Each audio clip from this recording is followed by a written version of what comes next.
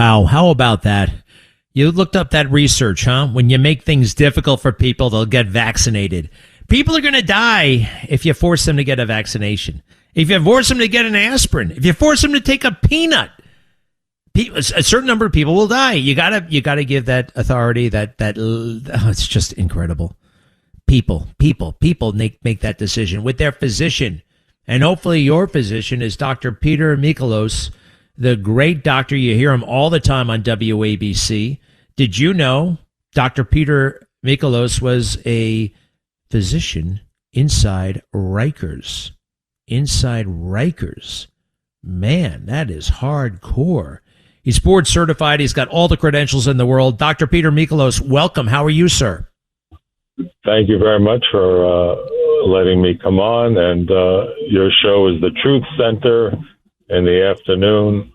And you really always try to get the truth out. And there's a lot of issues around vaccines, a lot of issues related to COVID and how we handled COVID, while the rest of the world had access to oral antivirals, and we didn't have access to those antivirals.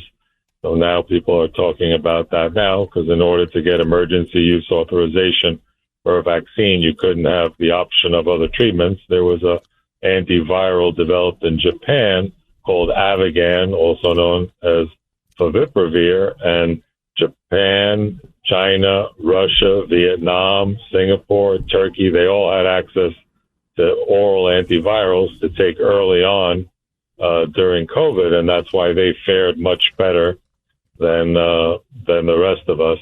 But vaccines, of course, are important, but those are the DNA vaccines that we got in childhood immunization, like measles, mumps, rubella, because you get lifetime immunity for those. And if you're an adult and you're wondering, am I still immune? You can actually just get a blood test. I actually did it myself last year, and I just checked for measles, mumps, rubella titers. So if you have normal or high titers, then you're protected. If they're equivocal, it's a decision you make with your doctor. And if you have no antibodies against them, as an adult, you might consider, for example, getting a vaccine against measles as a booster. But again, it's different. These RNA vaccines and RNA viruses, the problem during COVID was a new variant would come out. They'd make a vaccine. The problem is the RNA viruses mutate. By the time you got that vaccine, it didn't work anymore. Just like this year's flu vaccine only works 38% of the time because they anticipate which variant might be around next year. But a lot of times we don't get it right. But of course, we have the option of an oral antiviral. If I get the flu, I just have a home test kit, which you can buy at any CVS, Rite Aid. I always travel with the family. I'm the father of triplets. They're 29 now. But if we would travel, we would have the kit. And now with the kit, you can get a kit that tests for flu A, flu B, and for COVID. So you swab. If it's flu A or B, they have Tamiflu or osteomalvir, which is very effective when given the first 3 days. All right, Doctor, let me jump in for a second. Forgive me, and thank you for your kind words. Look, when a guy like Fauci says what he said and the way he said it with that kind of,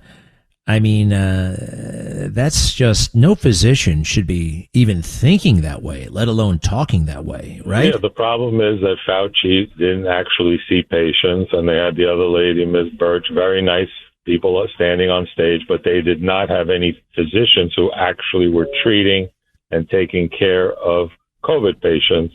And they make a lot of these statements, and I think that government and I think even the leadership now should have doctors up there explaining what you can actually do. Fauci said, don't give people prednisone in the beginning. And like, for example, one hospital that I know, they were listening to what the guys in Italy were telling them, give steroids early on to block the cytokine storm. They said, don't use hydroxychloroquine. All the studies that have come out, a big national paper that reviewed all the studies around the world, showed that if you take it immediately the first 3 or 4 days, it blocks the cytokine storm. You don't die of the virus. You die from the inflammation in your lungs that makes you like self-drown. But they were telling people don't take it, but it turned out that it worked quite well. The other thing with ivermectin, it did turn out that it does not block viral replication, but in the animal model at the prestigious Pasteur Institute in France showed that it's an immune modulator, and it does slow down the inflammation and cytokine storm. So that explains why some people were responding to things like ivermectin. But they said horse paste, how can you do that? And also they attacked the president when he mentioned, and they basically took words and shifted them when he said, put light in the lungs and disinfect the lungs. What he was actually quoting was a real study at Cedars-Sinai Hospital where they took near UVA light pipes, and when people were intubated, they shot the light in the lungs, and it actually did disinfect lungs. So there was something real. It's just that, unfortunately, he didn't have any real doctors who treated patients up on the stage. So that's part of the problem. We need transparency, and we need physicians who actually treat patients to talk about these things and explain them a little bit better. And maybe physicians, doctors should not be trying to figure out how to make disease more transmissible and more lethal. And that's what gain of function research is all about. I have White House documentation from the Obama White House. That is what... Yeah, what? You're right. I can quickly explain what that is. What happens is what they want to test, if you want to test 10 different drugs against the virus, what you do is, okay, I don't have a lot of time or money, so I'm going to make the virus, I'm going to alter it so it becomes more contagious so that I can test more lab rats and animals and push through 10 different medicines. And that's what gain of function research was about.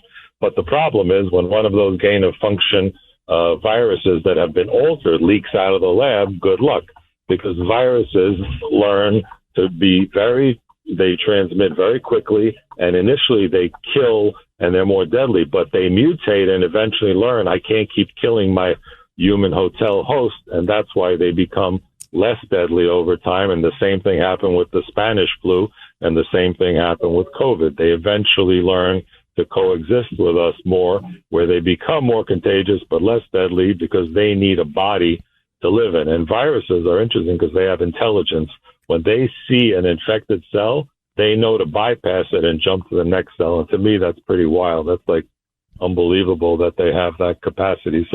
And they don't have brains, right? I mean, they're organisms, but they don't have brains. So how they figure to do that? But they adapt and learn. We still don't fully understand it. But I did a show with John Catsimatidis about viral intelligence and some of the features, how these RNA viruses so quickly adapt. And also our gut microbiome has trillions of viruses in it because over time they were once infection, but they eventually learn not to kill us, to coexist with us. And they actually live in our gut microbiome. And some of the bacteria that used to be infections live in our gut microbiome, and they actually help make serotonin, which is the happy hormone for our mental health, and they coexist with us. So it's a fascinating field. But like you said, Dr. Fauci could have done a much, much better job for transparency and could have helped us get antivirals into this country. There's even antivirals that may potentially work against hantavirus. And also the great company Regeneron in New York, which made antibodies against COVID, they also made it for Ebola. And they actually donated to the Democratic Republic of Congo. And we need to preemptively have companies like that to make these antibiotics and make these antivirals available to us in case we have another pandemic. All right, Dr. Peter Michalos, do me a favor. What's the name of that beautiful new book that you wrote with your wife?